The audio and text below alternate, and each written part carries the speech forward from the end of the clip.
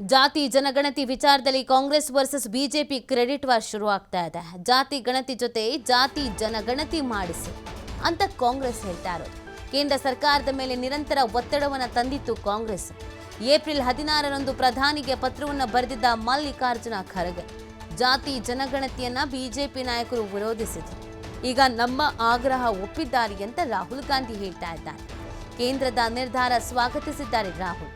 ಮಲ್ಲಿಕಾರ್ಜುನ ಖರ್ಗೆ ನಮ್ಮ ಒತ್ತಾಯಕ್ಕೆ ಕೇಂದ್ರ ಮಣಿದಿದೆ ಅಂತ ಕಾಂಗ್ರೆಸ್ನ ನಾಯಕರು ಹೇಳ್ತಾ ಇದ್ದಾರೆ. ನಾವೇ ಜಾತಿ ಜನಗಣತಿ ವರದಿ ಬೇಕು ಅಂತ ಕೇಳಿದ್ರು ಒಪ್ಪಿರಲಿಲ್ಲ. ಅದಕ್ಕೆ ನಾವು ಸುದೀರ್ಘ ಪತ್ರ ಬರೆದಿದ್ವಿ, ಬಹುದಿನಗಳಿಂದ ಬೇಡಿಕೆ ಇಟ್ಟಿದ್ವಿ. ಆದರೆ ಕೊನೆಗೂ ನಮ್ಮ ಒತ್ತಾಯ ಏನಿತ್ತು, ಒತ್ತಡ ಏನಿತ್ತು ಅದಕ್ಕೆ ಮಣಿದಿದ್ದಾರೆ ಕೇಂದ್ರದವರು ಅಂತ ಕಾಂಗ್ರೆಸ್ನ ನಾಯಕರುಗಳು ಹೇಳ್ತಾ ಇದ್ದಾರೆ. ಅಂದರೆ ಈಗ ಇಲ್ಲಿ ಕ್ರೆಡಿಟ್ ವಾರ್ ಶುರುವಾಗಿದೆ. ನನ್ನಿಂದಾನೆ, ನಾವು ಹೇಳಿದ್ದಕ್ಕೇನೆ, ನಾವು ಮಾಡಿದ್ದಕ್ಕೇನೆ ಅನ್ನುವಂಥ ನಿಟ್ಟಿನಲ್ಲಿ ಕ್ರೆಡಿಟ್ ವಾರ್ ಪ್ರಾರಂಭ ಆಗಿರೋದು.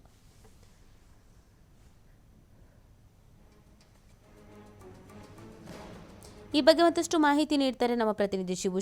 ಈ ಜಾತಿ ಜನಗಣತಿ ವಿಚಾರ ಬಂದಾಗ ಸಹಜವಾಗಿ ಆರೋಪ ಪ್ರತ್ಯಾರೋಪಗಳು, ರಾಜಕೀಯ ಲಾಭ ನಷ್ಟ, ಸಾಧಕ ಬಾಧಕಗಳ ಚರ್ಚೆ ಅಂತೂ ಇದ್ದೇ ಇರುತ್ತೆ. ಒಂದು ಕಡೆಯಲ್ಲಿ ಬಿಹಾರ ಎಲೆಕ್ಷನ್ನು, ಇನ್ನೊಂದು ಕಡೆಯಲ್ಲಿ ಕಾಂಗ್ರೆಸ್ನವ್ರು ನಾವು ಹೇಳಿದ್ದಕ್ಕೇನೆ, ನಾವು ಕೇಳಿದ್ದಕ್ಕೇನೆ ಅಂತ ಅಂತಿದ್ದಾರೆ. ಹೆಂಗೆ ಕ್ರೆಡಿಟ್ ವಾರ್ ಶುರುವಾಗಿದೆ, ಚರ್ಚೆಗಳು ಹೇಗೆ ನಡೀತಾ ಇದೆ ಅಂತ? ಖಂಡಿತ ನೀತಿ, ಜಾತಿ ಗಣತಿ ವಿಚಾರದಲ್ಲಿ ಈಗ ಕೇಂದ್ರ ಸರ್ಕಾರ ಹಾಗೆ ರಾಜ್ಯ ಸರ್ಕಾರದ ನಡುವೆ, ಕಾಂಗ್ರೆಸ್ ನಡುವೆ ಕ್ರೆಡಿಟ್ ವಾರ್ ಶುರುವಾಗಿದೆ. ಯಾಕಂದ್ರೆ ಜಾತಿ ಗಣತಿಯನ್ನ ಇನ್ನೇನು ಅನುಷ್ಠಾನಕ್ಕೆ ತರಬೇಕು ಅನ್ನುವಂತ ನಿಟ್ಟಿನಲ್ಲಿ ರಾಜ್ಯ ಸರ್ಕಾರ ಜಾತಿ ಗಣತಿಯನ್ನ ಮಾಡಿಸಿ ಮೇ 9ರಂದು ನಡೆಯುವಂತಹ ಕ್ಯಾಬಿನೆಟ್ ಸಭೆಯಲ್ಲಿ ಅದನ್ನ ಅಂಗೀಕಾರ ಮಾಡಬೇಕು ಅನ್ನುವಂತ ನಿಟ್ಟಿನಲ್ಲಿ ಯೋಚನೆಯನ್ನ ಮಾಡಿತ್ತು. ರಾಹುಲ್ ಗಾಂಧಿ ಅವರು ಕೂಡ ಸಂಪೂರ್ಣವಾಗಿ ಸಹಕಾರವನ್ನ ಕೊಟ್ಟಿದ್ರು. ಕಾರಣ, ಬಿಹಾರದ ಚುನಾವಣೆಗಳು ಡಿಸೆಂಬರ್ನಲ್ಲಿ ಎದುರಾಗ್ತಾ ಇದೆ, ವಿಧಾನಸಭಾ ಚುನಾವಣೆ ಎದುರಾಗ್ತಾ ಇದೆ. ಆ ಸಂದರ್ಭದಲ್ಲಿ ಅತಿ ಹೆಚ್ಚಿನ ಒಬಿಸಿ ಸಮುದಾಯಗಳು ಬಿಹಾರದಲ್ಲಿ ಇದೆ.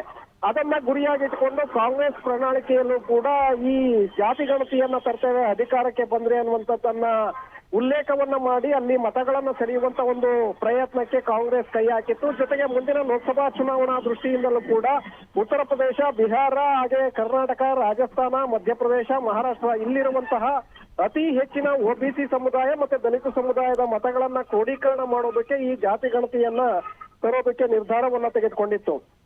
ಆದ್ರೆ ಈಗ ಜಾತಿ ಗಣತಿ ವರದಿಯನ್ನ ನಾವೇ ಗಣತಿಯನ್ನ ಮಾಡಿಸ್ತೇವೆ ಅಂತೇಳಿ ಅಧಿಕೃತವಾಗಿ ಕೇಂದ್ರ ಸರ್ಕಾರ ಘೋಷಣೆಯನ್ನ ಮಾಡಿರೋದ್ರಿಂದ ಸಹಜವಾಗಿ ರಾಜ್ಯ ಸರ್ಕಾರದ ವರದಿಗೆ ಈಗ ಕಿಮ್ಮತ್ತು ಇಲ್ದಂಗಾಗತ್ತೆ. ಯಾಕೆಂದ್ರೆ ಜಾತಿ ಗಣತಿಯನ್ನ ಮಾಡಿಸೋದು ಕೇಂದ್ರ ಸರ್ಕಾರಕ್ಕೆ ಮಾತ್ರ ಇರುವಂತಹ ಅಧಿಕಾರ, ರಾಜ್ಯಗಳಿಗೆ ಅಧಿಕಾರ ಇಲ್ಲ. ಆದ್ರೆ ಆರ್ಥಿಕ ಮತ್ತೆ ಸಾಮಾಜಿಕ ಶೈಕ್ಷಣಿಕ ಸಮೀಕ್ಷೆ ಹೆಸರಿನಲ್ಲಿ ರಾಜ್ಯ ಸರ್ಕಾರ ಮಾಡಿಸೋದಕ್ಕೆ ಮುಂದಾಗಿತ್ತು. ಜಾತಿ ಗಣತಿ ಅಂತ ಎಲ್ಲೂ ಕೂಡ ಅವರು ಬಿಂಬಿಸಿರ್ಲಿಲ್ಲ. ಆರ್ಥಿಕ ಸಾಮಾಜಿಕ ಶೈಕ್ಷಣಿಕ ಸಮೀಕ್ಷಾ ವರದಿ ಅಂತೇಳಿ ಇಲ್ಲಿಯವರೆಗೂ ಕೂಡ ಕಾಂಗ್ರೆಸ್ ಅದನ್ನ ಪ್ರತಿಪಾದನೆ ಮಾಡ್ತಾ ಬರ್ತಾ ಇತ್ತು.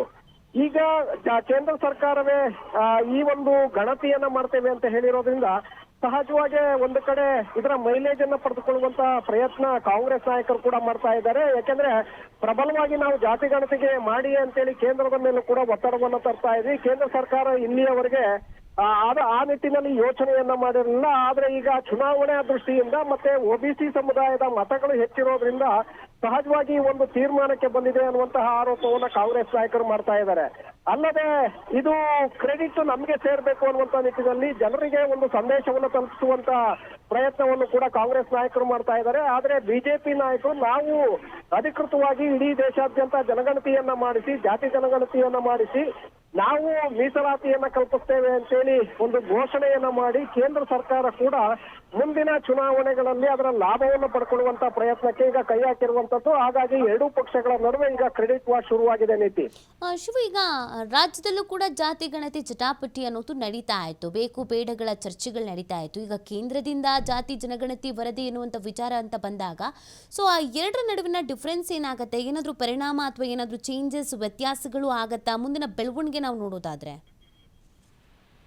ನೀತಿ, ಜಾತಿ ಗಣತಿ ವರದಿ ಈಗ ರಾಜ್ಯ ಸರ್ಕಾರ ಮೊದಲಿಗೆ ಕೈ ಹಾಕಿತ್ತು. ಯಾಕೆಂದ್ರೆ ರಾಜ್ಯದಲ್ಲಿ ಅತಿ ಹೆಚ್ಚಿನ ಸಮುದಾಯ ಅಹಿಂದ ಸಮುದಾಯಗಳಿದೆ ಅನ್ನುವಂಥದ್ದು ಕಾಂಗ್ರೆಸ್ಗೆ ಚೆನ್ನಾಗಿ ಗೊತ್ತಿತ್ತು. ದಲಿತ, ಅಲ್ಪಸಂಖ್ಯಾತ, ಒಬಿಸಿ ಸಮುದಾಯದ ಮತಗಳನ್ನ ನಾವು ಒಟ್ಟು ಮಾಡಿದ್ರೆ ಅವರಿಗೆ ಪ್ರತ್ಯೇಕವಾದಂತಹ ಒಂದು ಕಾರ್ಯಕ್ರಮಗಳನ್ನ ರೂಪಿಸಿದ್ದೆ ಆದ್ರೆ ಆ ಸಮುದಾಯ ನಮ್ಮ ಕೈ ಹಿಡಿಯುತ್ತೆ, ಆ ಬೆನ್ನಿಗೆ ನಿಂತಿದ್ದೆ ಆದ್ರೆ ಕರ್ನಾಟಕದಲ್ಲಿ ಮತ್ತೆ ಅಧಿಕಾರಕ್ಕೆ ಬರಬಹುದು ಅನ್ನುವಂತ ಲೆಕ್ಕಾಚಾರ ಇತ್ತು. ಇದರ ಜೊತೆಗೆ ಉತ್ತರ ಭಾರತದಲ್ಲೂ ಕೂಡ ಅತಿ ಹೆಚ್ಚು ಒಬಿಸಿ ಸಮುದಾಯ, ದಲಿತ ಸಮುದಾಯ ಇರೋದ್ರಿಂದ ಮುಂದೆ ಕರ್ನಾಟಕದ ಮಾದರಿಯನ್ನೇ ನಾವು ಇಡೀ ದೇಶಾದ್ಯಂತ ತರ್ತೇವೆ, ಇಡೀ ದೇಶದಲ್ಲಿ ನಮ್ಮ ಸರ್ಕಾರ ಅಧಿಕಾರಕ್ಕೆ ಬಂದಿದ್ದೆ ಆದ್ರೆ ಜಾತಿ ಗಣತಿಯನ್ನ ಮಾಡಿಸ್ತೇವೆ, ಯಾರು ತಳಮಟ್ಟದಲ್ಲಿದ್ದಾರೆ, ಯಾರು ತುಳಿತಕ್ಕೊಳಗಾಗಿದ್ದಾರೆ, ಯಾರು ಕ್ರಿಮಿಲೇಯರ್ ನಲ್ಲಿ ಇದ್ದಾರೆ ಅವರಿಗೆ ನಾವು ಮೀಸಲಾತಿಯನ್ನ ಕಲ್ಪಿಸುವ ಮೂಲಕ ಅವರ ಆರ್ಥಿಕ, ಸಾಮಾಜಿಕ ಮತ್ತೆ ಶೈಕ್ಷಣಿಕ ಅಭಿವೃದ್ಧಿಗೆ ನಾವು ಹೆಚ್ಚಿನ ಕಾರ್ಯಕ್ರಮಗಳನ್ನ ರೂಪಿಸ್ತೇವೆ ಅನ್ನುವಂತ ಒಂದು ಘೋಷಣೆಯನ್ನ ಮಾಡುವಂತ ಯೋಚನೆಯನ್ನ ಕಾಂಗ್ರೆಸ್ ನಾಯಕರು ಮಾಡಿದ್ರು. ಆದ್ರೆ ಈಗ ಬಿಜೆಪಿ ಇದಕ್ಕೆ ಇನ್ನೂ ಒಂದು ಕಡೆ ಒತ್ತಡವನ್ನ ಕೊಟ್ಟಂತೆ ಕಾಣಿಸ್ತಾ ಇದೆ. ಯಾಕೆಂದ್ರೆ ಮುಂದಿನ ದೂರದೃಷ್ಟಿಯನ್ನ ಇಟ್ಟುಕೊಂಡೇ ಬಿಜೆಪಿ ಜಾತಿ ಗಣತಿಗೆ ಈಗ ಮುಂದಾಗಿರುವಂತದ್ದು. ಒಂದು ಕಡೆ ಪಾಕಿಸ್ತಾನದ ಯುದ್ಧದ ಸನ್ನಿವೇಶದಲ್ಲೂ ಕೂಡ ಬಿಜೆಪಿ ಇದನ್ನ ಘೋಷಣೆ ಮಾಡುತ್ತೆ ಅಂದ್ರೆ ಕೇಂದ್ರ ಸರ್ಕಾರ ಅದರ ಹಿಂದಿರುವಂತಹ ಲಾಭ ಲೆಕ್ಕಾಚಾರಗಳನ್ನ ಇಲ್ಲಿ ಸಹಜವಾಗಿ ಗಮನಿಸಬೇಕಾಗತ್ತೆ. ಹಾಗಾಗಿ ಈಗ ಎರಡೂ ಪಕ್ಷಗಳನ್ನು ಕೂಡ ಮುಂದಿನ ದಿನಗಳಲ್ಲಿ ಮತ್ತಷ್ಟು ಕ್ರೆಡಿಟ್ ವಾರ್ ಶುರುವಾಗುವಂತ ಸಾಧ್ಯತೆಗಳಿದೆ. ನೀತಿ.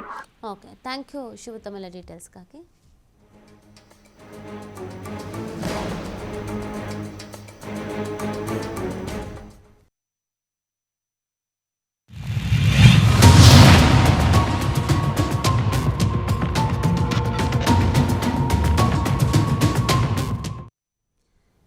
ಕೇಂದ್ರ ಸರ್ಕಾರದಿಂದಲೇ ಜಾತಿ ಜನಗಣತಿಯನ್ನ ಘೋಷಣೆ ಮಾಡಲಾಗಿದೆ. ಬಿಹಾರ ಚುನಾವಣೆ ಗಮನದಲ್ಲಿ ಇಟ್ಕೊಂಡೇ ಘೋಷಣೆ ಮಾಡಲಾಗಿದೆ ಅನ್ನೋದ್ರ ಬಗ್ಗೆ ಇದೀಗ ಚರ್ಚೆ ಶುರುವಾಗಿದೆ.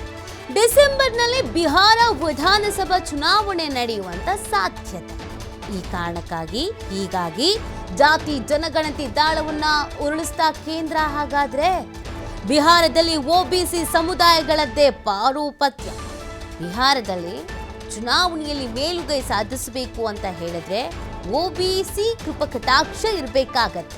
ನಿರ್ಣಾಯಕ ಅದೇ ಒಬಿಸಿನೇ ಇಲ್ಲಿ.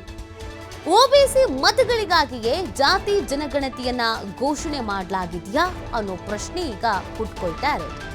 ಅದರ ಜೊತೆಗೆ ನಾನಾ ರೀತಿಯಾದಂಥ ರಾಜಕೀಯ ಆರೋಪ ಪ್ರತ್ಯಾರೋಪಗಳಿಗೆ ಕಾರಣವಾಗ್ತಾ ಇದೆ. ನೋಡಿ, ಜಾತಿ ಗಣತಿ ಘೋಷಣೆಯ ಈ ಒಂದು ಸಂದರ್ಭದಲ್ಲಿ ಸಾಕಷ್ಟು ಪ್ರಶ್ನೆಗಳು ಹುಟ್ಕೊಳ್ತಾ ಇರೋದು. ದೇಶದಲ್ಲಿ 1947ರಿಂದ ಜಾತಿ ಗಣತಿ ಅನ್ನೋದು ನಡೆದೇ ಇಲ್ಲ. ಅದಕ್ಕೆ ಕಾರಣ ಸಾಕಷ್ಟು ರೀತಿಯಾದಂಥ ಕಾರಣಗಳನ್ನು ಹೇಳ್ಕೊಂಡು ಬರಲಾಗ್ತಾ ಇದೆ.